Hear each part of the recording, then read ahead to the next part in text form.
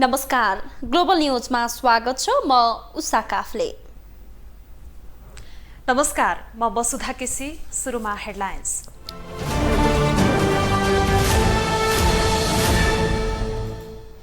चुनाव अघि कांग्रेसलाई गलाउन माओवादी अध्यक्ष वाम एकताको क्वाड फ्याँक्दै सत्ता गठबन्धनबारे विविधता नेताहरू। गठबन्धनको सरकार भएकोले धेरै विषयमा नजरअन्दाज गर्नुपर्ने प्रधानमन्त्रीको भनाई। कुर्सीको लडाईँ सामान्य भएको प्रतिक्रिया। चौतर्फी रूपमा बदनाम हुँदा पनि अर्थमन्त्री शर्मा राजीनामा दिन अनिच्छुक। आलोचकलाई पेलेरै अघि बढ्ने मनस्थिति। रामेछापको बस दुर्घटनामा 13 जनाको मृत्यु, घाइते 20 जनाका उपचार हुँदै केहीको अवस्था गम्भीर। र भारतको मणिपुरमा पहिरोले 6 दिनमा 48 जनाको मृत्यु। अस्ट्रेलियाको सिडनीमा बाढीले 50,000 मानिस घर छाड्न बाध्य।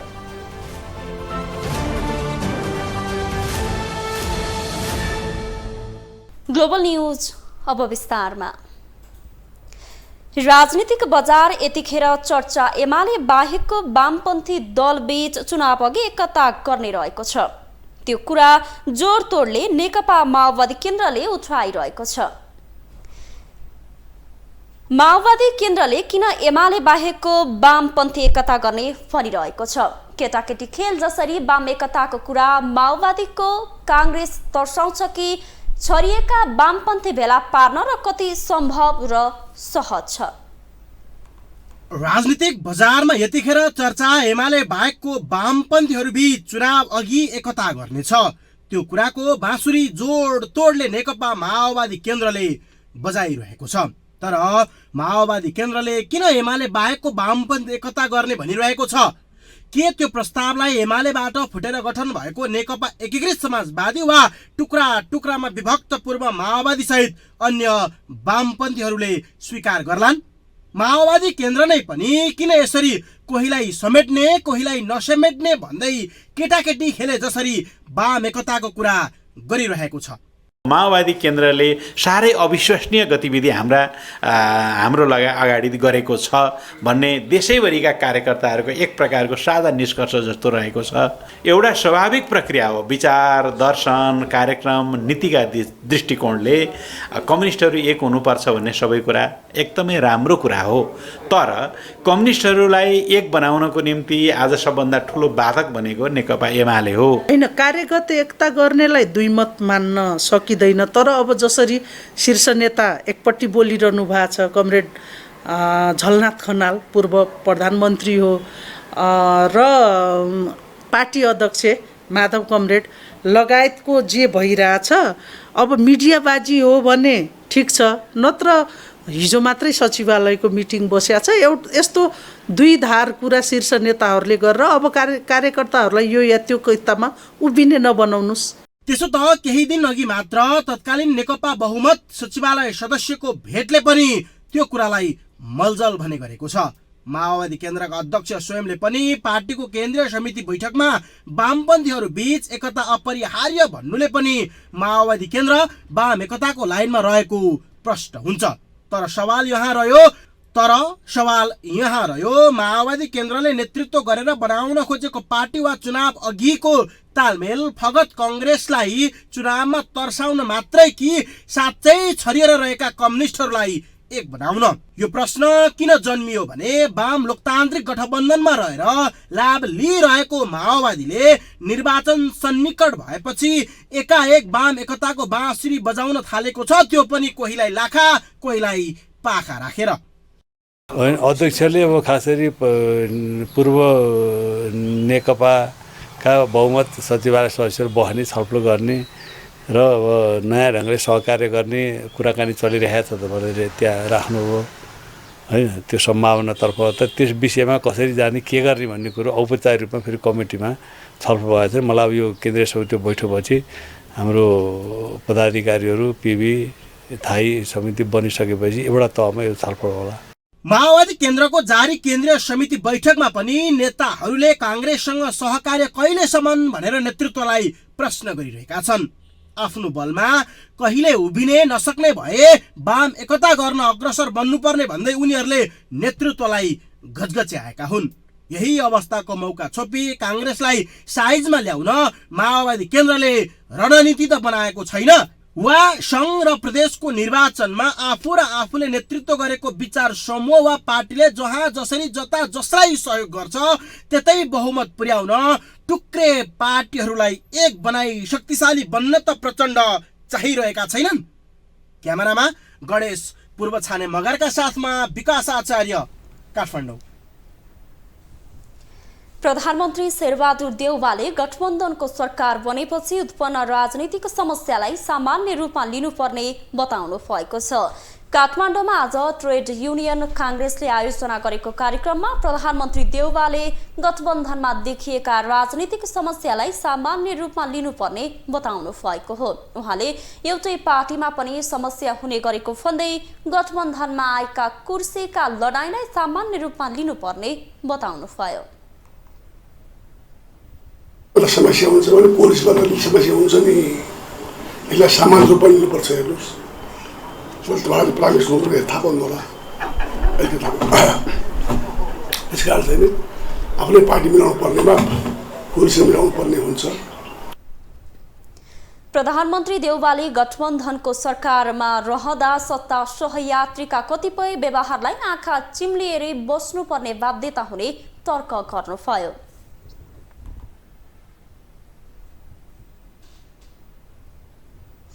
नेकपा माओवादी केन्द्रले जारी केन्द्रीय समिति बैठकबाटै पदाधिकारी टुङ्गो लगाउने भएको छ। माओवादी केन्द्रले केन्द्रीय सदस्यहरूको दबाव बढेपछि जारी बैठकबाटै पदाधिकारी टुङ्गो लगाउने तयारी गरेको हो। माओवादी केन्द्रका नेताहरूले जारी बैठकबाटै पदाधिकारी टुङ्गो लाग्ने दावी गरेका छन्। नेकपा माओवादी केन्द्रले जारी केन्द्रीय समिति बैठकबाटै पदाधिकारी टुङ्गो लगाउने भएको छ। केन्द्रीय सदस्यहरूको दबाव बढेपछि जारी बैठकबाटै पदाधिकारी टुङ्गो लगाउने माओवादी केन्द्रको तयारी रहेको हो। नेताहरू पनि तुरुन्तै पदाधिकारी टुङ्गो लाग्नेमा आशावादी मात्रै छैनन्, विश्वस्त समेत छन्। खैन टुङ्गिन्छ त भोलि टुङ्गिन्छ। अब आज अध्यक्षले एउटा प्रस्ताव तयार गर्नुहुन्छ थाई पिबी र पदाधिकारीको, त्यही आधारमा त्यहाँ एकमतले पारित हुन्छ। माओवादी केन्द्रको पदाधिकारी टुङ्गो नलाग्नुको प्रमुख कारण नेता व्यवस्थापन रहेको देखिएको छ। शीर्ष र प्रभावशाली नेताहरूलाई कहाँ व्यवस्थापन गर्ने भन्ने चटकारोले पनि पदाधिकारी स्थायी समिति, पोलिट ब्युरो समिति लगायतका पार्टीका संरचनाहरूले पूर्णता नपाएको देखिन्छ। त्यस्तै शीर्ष र प्रभावशाली नेताहरूको मुख्य पदमा आकांक्षा राखेपछि पार्टी अध्यक्ष दबावमा परेको प्रश्न छ। त्यही भएर पनि केन्द्रका अध्यक्षले मतदान नगर्ने शर्तमा पदाधिकारी टुङ्ग्याउने प्रस्ताव अघि सारेको बुझिएको छ। मंगलबार बिहान बसेको केन्द्रीय कार्यालयको विस्तारित बैठकमा नेताहरूले जारी केन्द्रीय समिति बैठकबाट यी विषय टुङ्गो लगाउनु पर्ने धारणा राखेपछि प्रचण्डले यस्तो प्रस्ताव राखेका थिए। र हामीलाई आवश्यक पनि छ पोलिट ब्युरो, स्थायी कमिटी र संस्थात्मक संरचनाको बारेमा नयाँ निर्णय लिनुपर्ने आवश्यकता महसुस भइसकेको छ। त्यसकारणले यो बैठकले सबै निर्णय लिनेछ। चयन हुनैपर्छ। अब अध्यक्ष कमलले प्रस्ताव गर्नुभएको छ। प्रस्ताव चयन कसरी हुन्छ भन्ने विषयमा केन्द्रीय समिति बैठक नै अब वृहत छलफल हुन्छ। तर अब चयन गत पौषमा 8औं महाधिवेशन गरेको माओवादी केन्द्रको अहिलेसम्म पदाधिकारी सम्मान चयन भएको छैन। केन्द्रीय समितिले अध्यक्ष चयन गरेपछि यति बेला माओवादी केन्द्रमा वान म्यान अध्यक्ष प्रचण्ड छन्। जारी केन्द्रीय समिति बैठकले किस्ता बन्दीमा केन्द्रीय सदस्य भने टुङ्ग्याएको भए पनि अन्यमा भने पार्टी पन्छिन खोजिरहेको छ। तर सदस्यको दबावले अन्ततः पदाधिकारी टुङ्गो लाग्ने भएको हो। मुख्य गरी महासचिव दावेदार जनार्दन शर्मा र वर्षमान पुन कसलाई बनाउने भन्ने बारे प्रचण्डको अन्यल कायमै रहँदा पदाधिकारी टुङ्ग्याउन सकस भएको देखिएको छ। क्यामेरामा गणेश पूर्व छाने मगरका साथमा विकास आचार्य, काठमाडौँ। सत्तारूढ प्रमुख घटक नेपाली काङ्ग्रेसले निर्वाचन आयोगद्वारा प्रस्तावित निर्वाचन सम्बन्धी विधेयकको बारेमा छलफल सुरु गरेको छ। पार्टी केन्द्रीय कार्यालय सानेपामा आज बसेको पार्टी पदाधिकारी बैठकमा विधेयकको विषयमा छलफल प्रारम्भ गरिएको हो।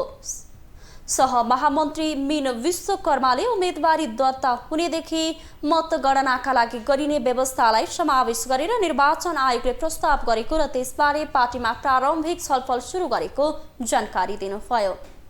छुट्टै प्रदेशको छुट्टै सङ्घको छुट्टै थियो र त्यसमा मतगणना सम्बन्धी अथवा उम्मेदवारी दर्ता सम्बन्धी उम्मेदवारको योग्यता र अयोग्यता सम्बन्धी विविध विषयमा फरक फरक कानुनहरू थिए। त्यसलाई निर्वाचन आयोगले एकीकृत कानुन बनाउनका लागि सबै कानुनहरूलाई एकीकरण गर्नका लागि चाहिँ नयाँ विधेयक ल्यायो र त्यो विधेयकको छलफल निर्वाचन आयोगले अगाडि बढाउँदैछ।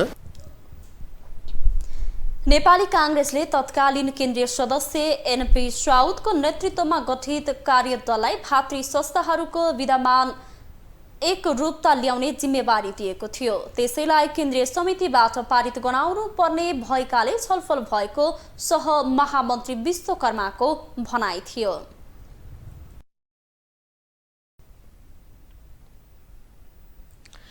अर्थमन्त्री जनार्दन शर्माले बजेट निर्माण प्रक्रियामा अनाधिकृत व्यक्तिलाई सहभागी गराएको विषय पेचिलो बन्दै गएको छ। यस प्रकरणमा चौतर्फी घेराबन्दीमा परेका अर्थमन्त्री शर्माको नेकपा माओवादी केन्द्रभित्रै तीव्र आलोचना भइरहेको छ। उहाँ विरुद्ध विपक्षीहरू आक्रामक देखिएका छन्। सत्तारूढ गठबन्धनबाट पनि उनको राजीनामाको विषय जोडतोडले उठिरहँदा शर्माले भने मौनता साधिरहनु भएको छ। एकपछि अर्को विवादास्पद गतिविधिमा मुछिएका अर्थमन्त्री जनार्दन शर्माले नैतिकताको आधारमा राजीनामा दिनुपर्ने आवाज जोडतोडले उठिरहेको छ। तर मन्त्री शर्मालाई यसको कुनै प्रभाव छैन। प्रतिपक्षी दलहरूसँगै सत्तारूढ दलहरू र त्यसमा पनि आफ्नै पार्टीबाट राजीनामाको माग भइरहेका बेला मन्त्री शर्मा भने बेप्रवाह हिँडिरहेका छन्। वास्तवमा यो दोहोरो अपराध हो। बजेट बनाउने बेलामा अनधिकृत व्यक्तिहरूको प्रवेश र उनीहरूको उपस्थितिमा करका दरहरूको हेरफेर त्यो एउटा जघन्य अपराध त छँदै थियो। त्यो अपराधलाई लुकाउनका निम्ति त्यस सम्बन्धी प्रमाण नष्ट गर्नका लागि यदि साँच्चै नै सीसी फुटेज नष्ट गरिएको त्यसलाई डिलिट गरिएको हो भने यो अर्को ठुलो अपराध हो र यो ढङ्गको अपराधमा संलग्नहरू अविलम्ब उनीहरूमाथि छानबिन भएर कारबाहीको दायरामा आउनुपर्छ भन्ने हाम्रो प्रष्ट मान्यता छ। प्रमुख प्रतिपक्षी दल र सत्तारूढ दलहरूसँगै नागरिक अगुवा र जनस्तरबाट पनि अर्थमन्त्री शर्माको राजीनामा माग भइरहेको छ। सामाजिक सञ्जालमा पनि अर्थमन्त्री र उनका विवादास्पद गतिविधिको चर्को आलोचना भइरहेको छ। सत्ता लिप्सामा टाँसिएका अर्थमन्त्रीले कुर्सीको मोह त्याग्नुपर्ने अधिकांशको सुझाव छ। यदि उनले आफै राजीनामा नदिए प्रधानमन्त्रीले बर्खास्त गर्नुपर्ने आवाजहरू पनि उठिरहेका छन्। कांग्रेस महामन्त्री गगन थापाले समेत अर्थमन्त्री शर्माले मन्त्री पदबाट राजीनामा दिनुपर्ने विषय उठाइसकेका छन्। त्यो प्रत्येक दर किन चलाउनु भयो, यसको औचित्य के हो भन्ने कुरा तपाईले संसदलाई बताउनुपर्छ। अनि बल्ल त्यसको हामीले डिफेन्ड गर्न सक्छौँ। होइन भने मलाई मन लाग्यो त्यसैले चलाएँ भन्ने कुरा आउँछ, अनेकन प्रश्नहरू आउँछ भनेर हामीले भन्यौँ। बिचमा अनधिकृत व्यक्तिहरू पसेको भन्ने विषयहरू उठ्यो, उहाँले होइन भनेर त्यसलाई इन्कारी जवाफ दिनुभयो। अब अहिले अर्थ मन्त्रालयले सीसीटीभी फुटेज जम्मा 13 दिनको छ भनेर भनिसके पछाडि अब भने यसमा मलाई के लाग्छ भने तत्काल प्रधानमन्त्रीले यसका बारेमा एउटा एक्सनमा जानुपर्छ। नैतिकताको यति ठूलो प्रश्न उठ्दा पनि निर्लज्ज बनेका अर्थमन्त्रीले आफै राजीनामा दिनुपर्ने आम सर्वसाधारणको भनाइ छ। कुर्सीमा रहेर थप विवादित बन्नुभन्दा कमजोरीलाई सहर्ष स्वीकार्दै राजीनामा दिएमा उनको भलाइ हुने सर्वसाधारणको सुझाव छ। हटाउनै पर्छ जस्तो लाग्छ, किनभने एउटा अर्थमन्त्रीले कुनै एउटा दलाल पुँजीवादीहरूलाई बजेट बनाउनुभन्दा अलिक अगाडि मन्त्रालयमा रातारात बोलाएर उनीहरूको फेभरमा निर्णय लिनु, उनीहरूको फेभरमा चाहिँ एउटा बजेट बनाउनु भनेको त्यो एउटा देशप्रति ठुलो गम्भीर अपराध हो भन्ने महसुस गर्छु मैले चाहिँ। त्यही भएर अर्थमन्त्रीलाई हटाउनै पर्छ। असार 14 गते राति खेताला विज्ञ राखेर बजेटमा चलखेल गरेको भन्दै प्रमुख प्रतिपक्षी दल नेकपा एमाले राजीनामा मागिरहेको छ। आफ्नो पटक पटक बचाउ गरे पनि एकपछि अर्को गरी सार्वजनिक भइरहेका तथ्यले अर्थमन्त्री शर्मा अहिले नैतिक सङ्कटमा छन्। सङ्कट पार लगाउन राजीनामा बाहेक अन्य विकल्प नदेखिएका बेला उनी भने मौनता साधेर बसिरहेका छन्। ग्लोबल टेलिभिजनका लागि क्यामेरामा वेद श्रेष्ठका साथ कैलाश कठायत, काठमाडौँ। यसैबीच अर्थमन्त्री जनार्दन शर्माबारे उठेको प्रश्नबारे माओवादी केन्द्रका अध्यक्ष पुष्पकमल दाहालले प्रधानमन्त्री शेरबहादुर देउवा र सभामुख अग्निप्रसाद सापकोटासँग यसबारे छलफल गर्नुहुने भएको छ। बजेट निर्माणका बेला अनाधिकृत व्यक्तिको सुझाव लिएको भन्दै शर्मामाथि निरन्तर आलोचना हुन थालेपछि यसबारे आज बिहान बसेको नेकपा माओवादी केन्द्रको केन्द्रीय कार्यालयको विस्तारित बैठकमा छलफल भएको थियो। माओवादी केन्द्रका एक नेताले अर्थमन्त्रीबारे धेरै कुरा आएपछि अध्यक्षले प्रधानमन्त्रीसँग कुरा गर्छु भनेको जानकारी दिनुभयो। प्रमुख विपक्षी नेकपा एमाले अर्थमन्त्री शर्माले राजीनामा दिनुपर्ने भन्दै संसददेखि सडकसम्म आवाज उठाइरहेका छन्। अब पालो ग्लोबल भोइसको।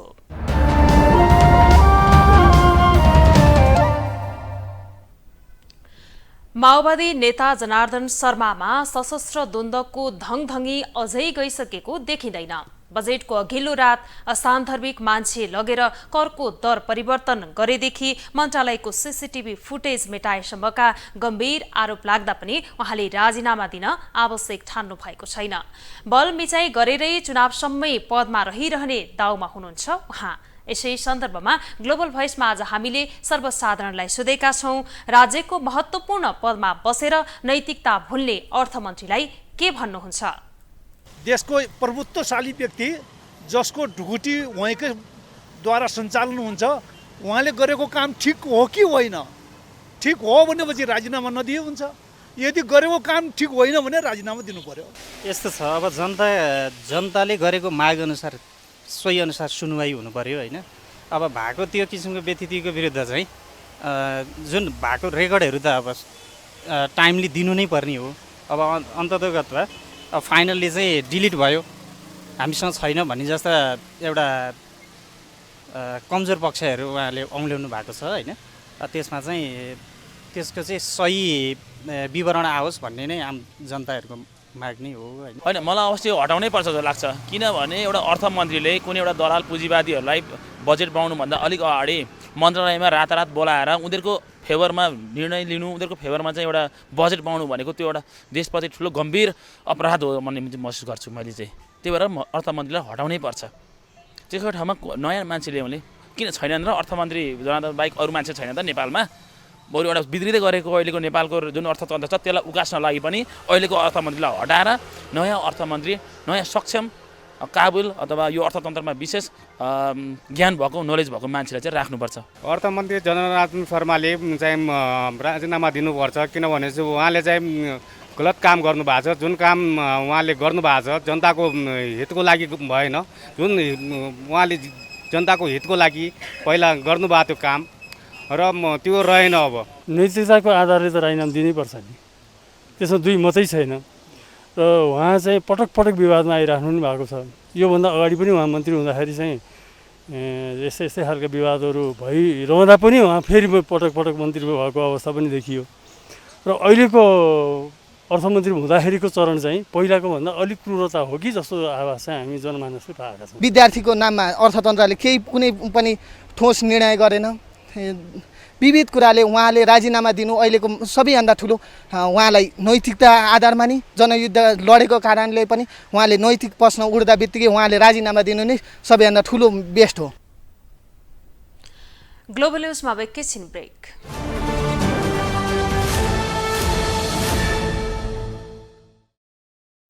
ब्रेकपछि स्वागत छ। अब बाँकी न्युज छ। रामेछापको सुनापति गाउँपालिकामा भएको बस दुर्घटनामा मृत्यु हुनेको संख्या 13 पुगेको छ। तीमध्ये 12 जनाको शनाखत भएको रामेछापका प्रहरीले जानकारी दिएका छन्। दुर्घटनामा सुनापति गाउँपालिका 5 की 60 वर्षीय तमरिता तामाङ, 22 वर्षकी विपना तामाङ, 36 वर्षकी सञ्जु आले मगर र 60 वर्षका खड्ग विकको घटनास्थलमै मृत्यु भएको प्रहरीले जनाएको छ। सुनापति 4 की 60 वर्षकी सन्दीपा तामाङ, काभ्रे मन्दन देवपुर 9 की 60 वर्षीय शुभलक्ष्मी मानन्धर, रोसी गाउँपालिका 4 का वर्ष नखुलेका कमल तामाङ र सुदीप गजमेर र 5 खाल नगरपालिकाका 8 का 40 वर्षीय कुलबहादुर विकको पनि घटनास्थलमै मृत्यु भएको हो। अनि 4 जनाको अस्पतालमा उपचारका क्रममा मृत्यु भएको हो, जसमध्ये सुनापति गाउँपालिका 5 का 45 वर्षका रामबहादुर श्रेष्ठ, 24 वर्षका बुद्ध तामाङ र 60 वर्षका निमा तामाङ रहेका छन्। अर्की मृतक अन्दाजी 50-55 वर्षीय महिलाको शनाखत हुन बाँकी रहेको प्रहरीले बताएको छ।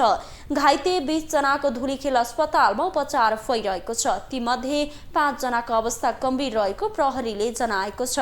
आज बिहान बा3 ख 8396 नम्बरको बस सुनापति 5 र खाडादेवी गाउँपालिका 1 को सिमानामा दुर्घटना भएको थियो।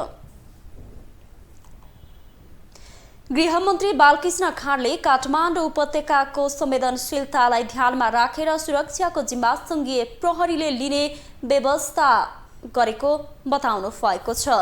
राज्य व्यवस्था तथा सुशासन समितिको बैठकमा सांसदले उठाएका प्रश्नको जवाफ दिने क्रममा गृहमन्त्री खाँडले विधेयकमा सरकारले प्रदेश प्रहरीको अधिकार कटौती गर्ने मनसुवा नराखेको दोहोर्याउनुभयो।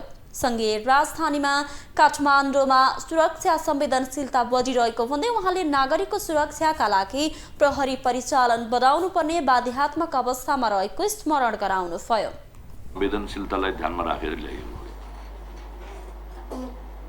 र यसमा चाहिँ नि प्रदेशको या प्रदेश प्रहरीको अधिकार कटौती गर्ने यो चाहिँ नि मनसुबै होइन। खाली काठमाडौँ, भक्तपुर, ललितपुर, काठमाडौँ उपत्यका भन्ने जुन प्रचलन छ त्यसको सुरक्षा जिम्मेवारी नेपाल प्रहरीलाई प्रदान गरिएको हो। बैठकमा नेकपा एमालेका सांसद खगराज अधिकारीले अध्यागमन विभागको सुरक्षामा लापरवाही नगर्न सरकारलाई सचेत गराउनुभयो। उहाँले सङ्घ, प्रदेश र स्थानीय तहको सहकार्यमै सबै काम गर्नुपर्ने भएकाले काठमाडौँको सुरक्षाको जिम्मा सङ्घीय प्रहरीलाई दिने कानुनी प्रबन्ध गर्दा गलत नहुने धारणा राख्नुभयो। प्रहरी हानिन्जेलसम्म ठिकै छ भन्यो, सेनाले पात्रो हेरेर बस्यो, सेनामा हानिसके त्यसपछि भन्यो हुँदाहुँदै चाहिँ हामी आपसमा चाहिँ नि यो द्वन्द्व गर्न नपर्ने मिलेर जान सकिने ठाउँमा रहेछौँ। यो त समय लाग्यो होइन, त्यो त छँदैछ नि त। सत्तारूढ माओवादी केन्द्रकी सांसद यशोदा गुरुङ सुवेदीले सरकारले संघीयताको मर्म विपरीत प्रदेश प्रहरीको अधिकार कटौती हुने गरी विधेयक ल्याएको भन्दै असन्तुष्टि व्यक्त गर्नुभयो। नेपाल प्रहरीले धेरै नै काम गर्न सक्छ, त्यसमा पनि अब नेपाल सरकारको सहयोग भयो भनेपछि, नेपाल सरकारले तोकिदियो भनेपछि यसले धेरै ठाउँ चाहिँ लिएर काम गर्न सक्ने भएपछि त भ्यालीको सुरक्षाको लागि चाहिँ धेरै समस्या पर्छ जस्तो चाहिँ मलाई लाग्दैन। सांसद सुवेदीले सरकारले प्रदेश प्रहरीको अधिकार कटौती गर्न नमिल्ने व्यवस्था संविधानमै उल्लेख गरिएको पनि बताउनुभयो। संघीय मामिला तथा सामान्य प्रशासन मन्त्री राजेन्द्र प्रसाद श्रेष्ठले निजामती कर्मचारीलाई नयाँ वातावरण दिने काम भइरहेको बताउनु भएको छ। मन्त्रालयले आज आयोजना गरेको कार्यक्रममा मन्त्री श्रेष्ठले सरकारी सेवामा कार्यरत कर्मचारीहरूको बीचमा प्रतिभाको प्रतिस्पर्धा गराउनु पर्ने बताउनुभयो। उहाँले सिप र क्षमतालाई प्रतियोगिताको माध्यमबाट अघि सार्दा आगामी दिनमा कर्मचारीको क्षमता विस्तार हुने अपेक्षा राखेको बताउनुभयो। सरकारी सेवामा कार्यरत कर्मचारीहरूको बिचमा एक किसिमको एउटा ट्यालेन्ट वार जस्तै यो हो। आफ्नो खुबी, आफ्नो क्षमता त्यसलाई चाहिँ यसरी प्रतियोगिताको माध्यमबाट अगाडि सार्दा अझ उहाँहरूमा भविष्यमा राम्रो काम गर्ने, अध्ययन अनुसन्धान गर्ने र निजामती सेवामा मात्रै होइन यसको प्रभाव अन्यत्र पनि यसले विकास गर्दै विस्तार गर्दै लान्छ नै।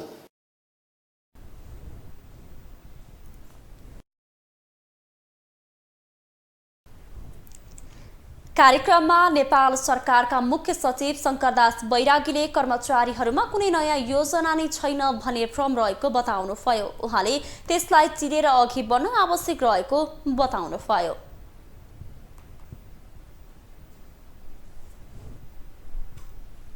हुनेछ भन्ने मैले विश्वास लिएको छु।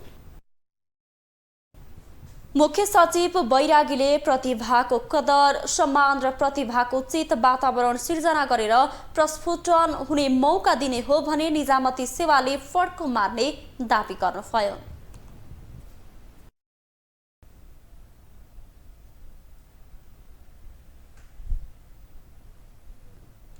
अब इकोनोमिक्स न्यूज।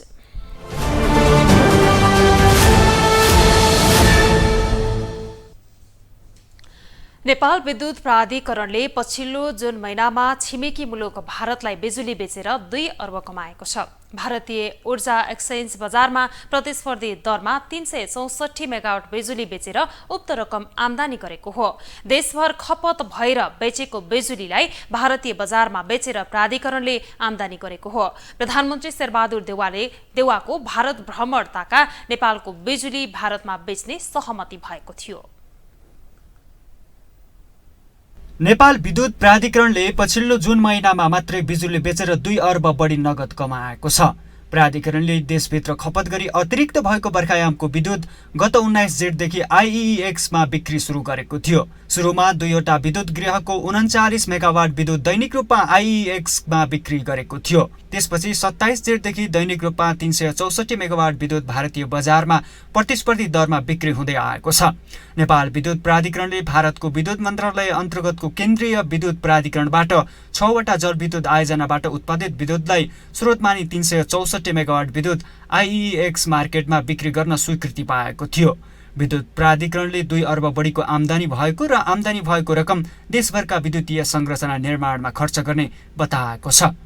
हामीलाई खास गरिकन काली गण्डकी हैन मर्स्याङदी, मिडल मर्स्याङदी, त्रिशुली, देवीघाट र लिखु जस्तो आयोजनाहरूबाट 364 मेगावाट अधिकतम त्यति एनर्जी भारतीय इन्डियन एनर्जी एक्सचेन्जमा बेच्नको लागि स्वीकृत भएको हुँदाखेरि हामीलाई हाम्रो कम्प्लिट खपत कन्जम्सनलाई हामीले मध्यनजर गरेर अधिकतम हामी 364 मेगावाटसम्म विद्युत हामी भारतमा बेच्न सक्छौँ र बेची पनि राखेको छौँ। करिब अहिलेसम्म नेपाल विद्युत प्राधिकरणको राजस्व खातामा करिब 2 अरब रुपियाँ जति नेपाली करेन्सी जम्मा भइसकेको छ। हामीले अधिकतम बेच्ने भनेको 364 मेगावाट। राति हाम्रो डिमान्ड धेरै कम हुन्छ, त्यो बेला हामी 364 मेगावाटै राति बेच्छौँ भने दिउँसो चाहिँ हाम्रो सिस्टममा अत्यन्त डिमान्ड धेरै हुँदाखेरि हामीले करिब 250 देखि 300 मेगावाटसम्म दिउँसो र राति चाहिँ 364 मेगावाट र करिब 7000 देखि 8200 मेगावाट आवरसम्म हामी दैनिक जसो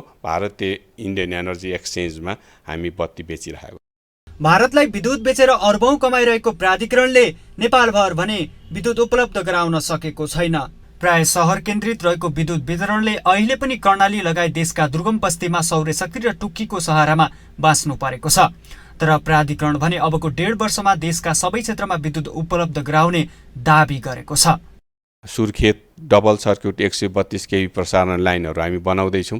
त्यहाँ खास गरिकन राष्ट्रिय निकुञ्जहरू भएको हुँदाखेरि भर्खरै मात्र पनि क्याबिनेटले एउटा हैन यो राष्ट्रिय निकुञ्जको वनहरू काट्नको लागि हामीलाई स्वीकृति प्राप्त भइसकेको छ र हाम्रो 132 केभी डबल सर्क्युट प्रसारण लाइनहरू अब हामी चाँडै सुर्खेतमा पुर्याउँछौँ र सुर्खेतमा पुगिसकेपछि करिब एउटा कर्णाली प्रदेशको लागि एउटा मेजर इन्फ्रास्ट्रक्चर डेभलपमेन्ट प्रोजेक्ट हुन्छ त्यो र प्यारलली हामीले डिस्ट्रिब्युसनको लागि अघि मैले भनिसकेँ एसियन इन्फ्रास्ट्रक्चर डेभलपमेन्ट ब्याङ्क र European infrastructure development bank plus Nepal विद्युत प्राधिकरणको आफ्नो लगानीमा समस्त कर्णाली वासीहरूको घरमा हामी बत्ती पुर्याउँछौँ र त्यो कति वर्ष भन्ने कुरा चाहिँ हाम्रो आयोजनाहरू स्थानीय जनताहरूको कस्तो किसिमको सहयोग हामीलाई प्राप्त हुन्छ र हाम्रो कस्तो किसिमको कन्ट्र्याक्टरहरू मोबिलाइज हुन्छ, बाटोघाटो यावत भूगोललाई पनि हामीले हेर्नुपर्ने हुन्छ हैन। तर हाम्रो उद्देश्य हामीले करिब 2 देखि 3 वर्षभित्र प्रत्येक कर्णाली घरहरूमा हामी बत्ती पुर्याइसक्छौँ।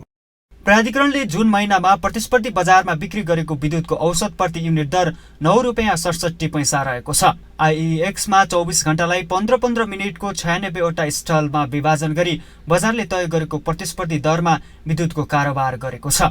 ग्लोबल टेलिभिजनका लागि क्यामेरामा राजु थापाका साथमा विनोद विक्रम भण्डारी, काठमाडौँ।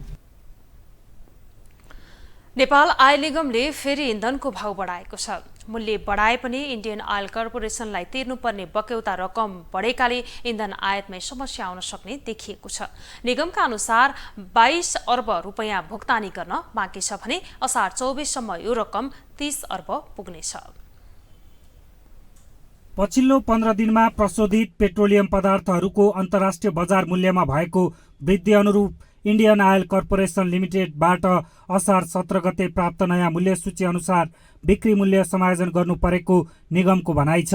पेट्रोलियम पदार्थहरूको लागत मूल्य निरन्तर बढिरहेको हुँदा खरिद बापत भुक्तानी गर्न नसकेको बक्यौता रकम समेत बढ्दै गई आगामी असार 24 सम्ममा करिब 30 अर्ब रुपियाँ पुग्ने निगमले जानकारी दिएको छ। अवस्था भयावह देखाउँदै नेपाल आयल निगमले सरकारलाई 10 बुँदे पत्र समेत पठाएको छ। उद्योग वाणिज्य तथा आपूर्ति मन्त्रालयलाई निगमले पठाएको पत्रमा निकट भविष्यमा नै पेट्रोलियम पदार्थको आपूर्तिमा समस्या देखिन सक्ने चेतावनी समेत दिएको छ। र अन्तर्राष्ट्रिय बजारमा यो बिचमा पनि मूल्य अझै पनि उकाल लाग्ने क्रम छ। उकाल लाग्ने क्रम हुनु भनेको नेपाल आयल निगमको चाहिँ नोक्सानी चाहिँ बढ्नु हो। अन्तर्राष्ट्रिय बजारमा मूल्य बढ्दा पनि मूल्य समायोजन हुन नसक्दा निगमको मासिक नोक्सानी जुलाई 1, 2022 को मूल्य बमोजिम करिब 10 अर्ब भन्दा बढी रहेको उल्लेख गरिएको छ।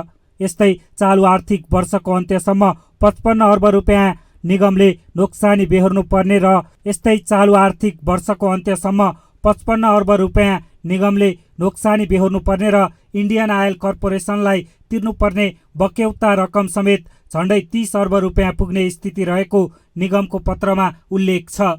पेट्रोलियम पदार्थको मूल्य चाहिँ निरन्तरमा वृद्धि नगर्ने हो भने चाहिँ नेपाल सरकारले केही मात्रामा करकोमा समायोजन गरिदिनु पर्यो। साथसाथै हामीले चाहिँ नेपाल आयल निगमले चाहिँ नेपाल सरकारको विभिन्न ब्याङ्कहरू लगायत वाणिज्य ब्याङ्कहरूसँग पनि ऋणको व्यवस्था गरिदिनु पर्यो। त्यसो गरेको खण्डमा पनि केही मात्रामा हामी चाहिँ ऋणबाट चल्न सक्छौँ र अनिखेरि मूल्य चाहिँ बढ्नबाट रोकथाम गर्न सक्छौँ भने अर्कोतिर हामीले चाहिँ नि उच्च मूल्य तिरेर विदेशबाट ल्याउनु परेको पेट्रोलियम पदार्थ चाहिँ खरिदको प्रयोग गर्नलाई बिस्तारै बिस्तारै कम गर्नु पर्यो र खपत नै कम गर्नुपर्छ भन्ने कुरामा चाहिँ हामीले चाहिँ सबै बुझ्न आवश्यक चाहिँ छ। निगमले 10 बुँदे सुझाव पेश गरेको छ। सुझाव पत्रमा सार्वजनिक तथा अति आवश्यक सेवाका सवारी साधनहरू बाहेक सरकारी तथा निजी सवारी साधन जोरबिजोर प्रणालीमा सञ्चालन गर्ने प्रस्ताव गरिएको छ। यता भारतीय आयल कर्पोरेसनले समेत नेपाललाई इन्धन आपूर्ति गर्न नसक्ने जवाफ दिन थालेको समेत बताइएको छ। बक्यौता भुक्तानीको रकम बढ्न थालेपछि इन्धन आयातमै समेत समस्या देखिन थालेको बताइएको छ। ग्लोबल टेलिभिजनका लागि क्यामेरामा विजय ठकुराटीका साथमा अभिषेक सापकोटा, काठमाडौँ। अब पालो इन्टरनेसनल न्युजको।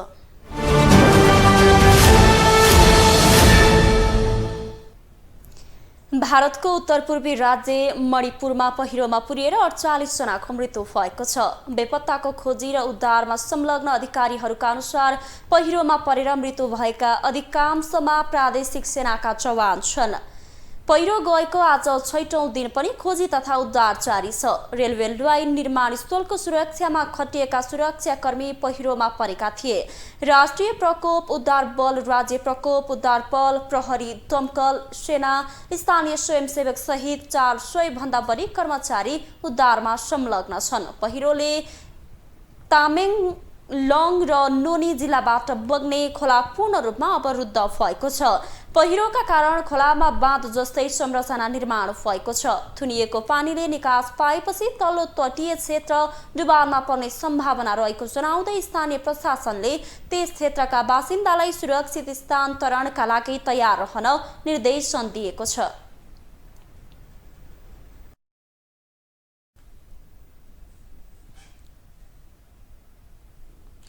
ग्लोबल न्युजको अन्त्यमा अहिलेसम्मका हेडलाइन्स पुनः एकपटक।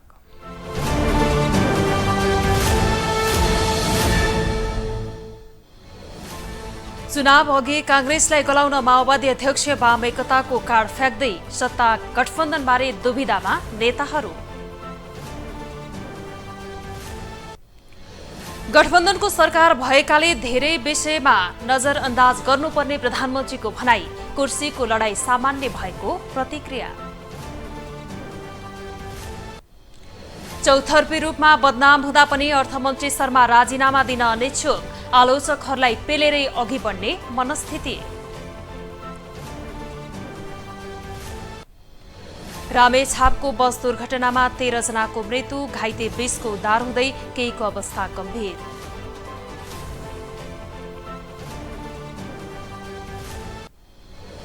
र भारतको मणिपुरमा पहिरोले 6 दिनमा 48 जनाको मृत्यु, अस्ट्रेलियाको सिडनीमा बाढीले 50,000 मानिस घर छाड्न बाध्य।